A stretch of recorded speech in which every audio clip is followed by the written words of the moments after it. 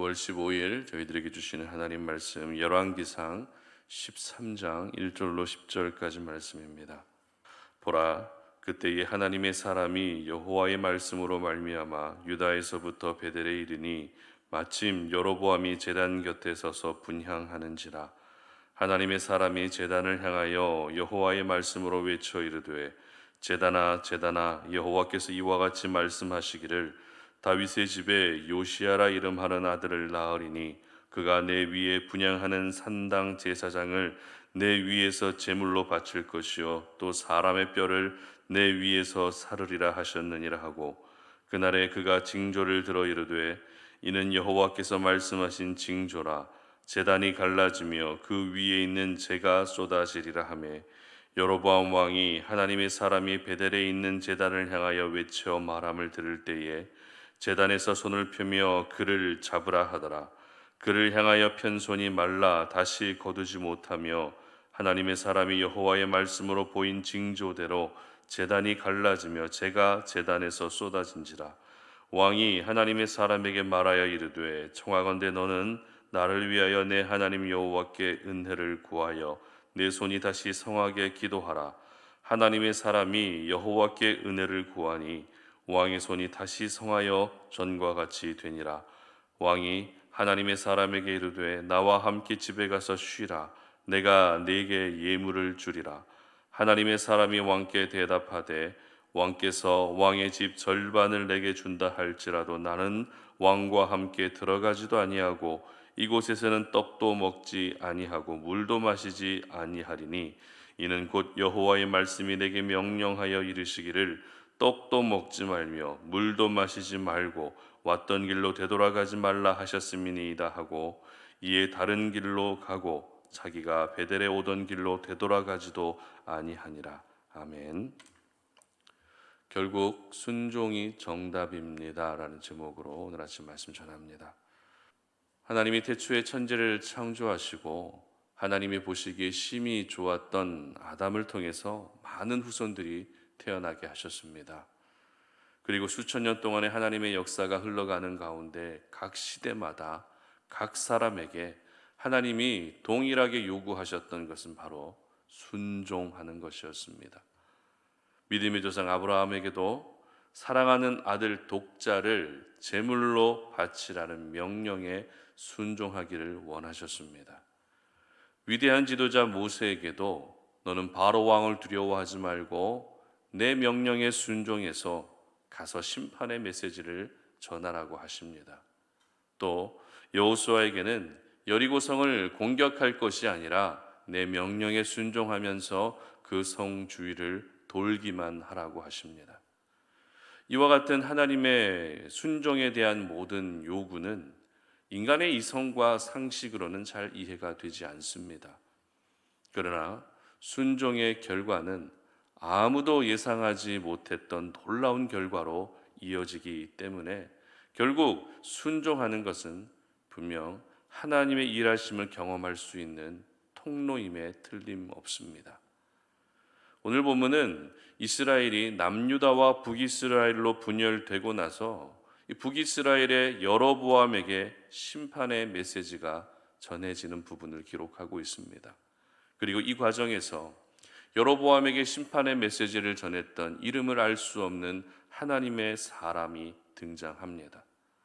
심판 메시지가 전해지게 된 이유는 여로보암이 금송아지 제단을 만들었기 때문이죠. 금송아지 제단이 무엇입니까? 쉽게 말해 금송아지 우상을 만들었다는 것입니다. 그러니까 여로보암은 북이스라엘의 왕이 되고 나서 하나님이 아닌 우상을 섬겼다는 것입니다. 그러면 하나님의 사람이 여로보암에게 전해주었던 심판의 메시지는 어떤 내용이었을까요? 오늘 본문 2절 보도록 하겠습니다. 하나님의 사람이 제단을 향하여 여호와의 말씀으로 외쳐 이르되, 제단아 제단아, 여호와께서 이와 같이 말씀하시기를, 다윗의 집에 요시야라 이름하는 아들을 낳으리니 그가 내 위에 분향하는 산당 제사장을 내 위에서 제물로 바칠 것이요 또 사람의 뼈를 내 위에서 사르리라 하셨느니라 하고. 아멘. 어떤 내용입니까? 바로 여로보암이 만든 그 제단을 허무시겠다는 것입니다. 그런데 단순히 이것은 제단만 허무신다는 것이 아니었습니다. 여로보암의 북이스라엘이 결코 오래가지 못할 것이다 라고 하는 심판의 메시지가 담겨져 있었던 것입니다. 이미 살펴본 것처럼 여로보암은 솔로몬의 신하였죠. 책임감 강한 용사였습니다. 그래도 솔로몬의 신임을 받았다면 그래도 일만 잘했던 것이 아니라 믿음도 신실했을 것입니다. 그러나 여로보암의 믿음은 온데간데 없이 사라집니다. 금송아지 우상을 만들어버리는 크나큰 실수를 범하면서 하나님이 가장 싫어하시고 가장 미워하시는 죄를 짓게 됩니다. 만약 여로보암에게 신앙 양심이 조금이라도 남아 있었다면 하나님의 사람이 전해준 심판의 메시지를 듣고 그 즉시 회개했을 것입니다. 그러나 여로보암에게 신앙 양심이란 찾아볼 수 없습니다. 오히려 하나님의 사람을 붙잡으라는 명령을 내리다가 손이 말라버리는 저주까지 받게 됩니다. 저희들은 오늘 이러한 여로보암의 모습을 보면서 많은 아쉬움이 남는데요. 어떤 아쉬움인가 하면 바로 이 순종에 대한 아쉬움입니다. 이 부분에 대해서 우리가 조금 더 정확하게 알기 위해서는 처음 여로보암을 북이스라엘의 왕으로 하나님이 내정해 주셨을 그 당시로 돌아갈 필요가 있습니다. 열왕기상 11장 38절의 기록을 보게 되면 이렇게 기록합니다. 네가 만일 내가 명령한 모든 일에 순종하고 내 길로 행하며 내 눈에 합당한 일을 하며 내 종 다윗이 행함같이 내 율례와 명령을 지키면 내가 너와 함께 있어 내가 다윗을 위하여 세운 것 같이 너를 위하여 견고한 집을 세우고 이스라엘을 내게 주리라. 아멘. 비록 남유다가 아닌 북이스라엘의 왕으로 선택받았다 할지라도 그래도 네가 하나님의 말씀에 순종하기만 하면 다윗의 집처럼 너의 집을 세워줄 것이고 이스라엘을 영원히 너에게 주시겠다라고 약속하셨다는 것입니다. 따라서 여로보암은 이 약속의 말씀만 잘 기억하고 이 약속의 말씀에만 순종했어도 하나님이 보증하시는 이스라엘의 왕이 될 수 있었습니다. 그러나 나라가 분열되자마자 여로보암은 가장 먼저 금송아지 우상을 만드는 죄악을 범하고 말았던 것이죠. 이 죄는 하나님의 말씀에 대한 불순종으로 나타나고 말았던 것입니다. 그런데 여로보암만이 아니라 여로보암에게 심판의 메시지를 전했던 하나님의 사람에게서도 불순종의 모습을 우리는 보게 됩니다. 그래도 오늘 본문에서는 하나님의 사람은 여로보암의 호의를 거절하죠. 자신의 손이 말라서 나에게 은혜를 베풀어 주시기를 하나님께 기도해 달라고 요청했을 때 이 하나님의 사람이 기도하면서 여로보암의 말랐던 손이 다시 정상적으로 회복이 됩니다. 이에 깜짝 놀란 여로보암이 하나님의 사람에게 호의를 베풀죠. 우리 집으로 가자. 내가 너에게 음식을 대접해 주겠다. 내가 너에게 많은 것들을 보상해 주겠다라고 호의를 베풉니다. 그러나 이러한 호의를 베풀었음에도 불구하고 하나님의 사람은 이 호의를 거절합니다. 거절한 이유는 하나님이 먹지도 말고 마시지도 말라고 말씀하셨기 때문입니다. 하나님의 사람은 이 말씀에 순종했던 것입니다. 그러나 이어지는 사건을 보게 되면 결국 하나님의 사람은 말씀을 어깁니다. 불순종합니다. 먹지도 말고 마시지도 말라고 했지만 다른 곳에 가서 먹고 마시는 불순종의 죄를 행하게 되고 결국 사자에게 물려 죽게 됩니다. 이처럼 여로보암과 하나님의 사람 모두 순종치 않음으로 인해서 비참한 최후를 맞게 됩니다. 여기서 저희들은 순종의 삶을 사는 것은 예외가 없다라는 사실을 기억할 수 있어야 됩니다. 여로보암처럼 하나님이 축복을 약속한 사람이라 할지라도 순종의 삶을 사는 것은 예외가 없습니다. 그리고 하나님의 사람처럼 말씀을 전하는 사람이라 할지라도 순종의 삶을 사는 것은 예외가 없습니다. 마찬가지입니다. 순종의 삶은 목회자이건 중직자이건 평신도이건 모든 예수 믿는 사람들이 마땅히 살아야 할 삶인 것입니다. 신앙의 연수도 상관없습니다.